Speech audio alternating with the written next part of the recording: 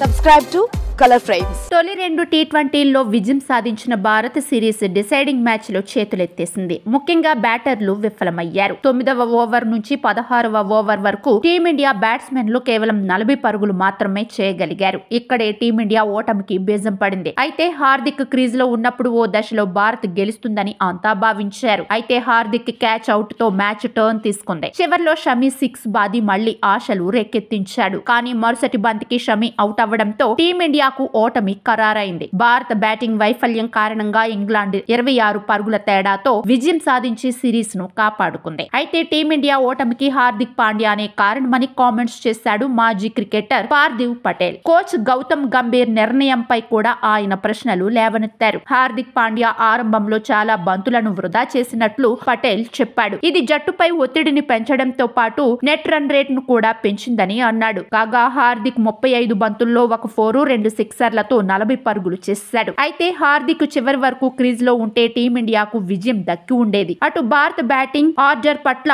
England మాజీ captain Kevin Pietersen అసంతృప్తి వ్యక్తం చేశాడు.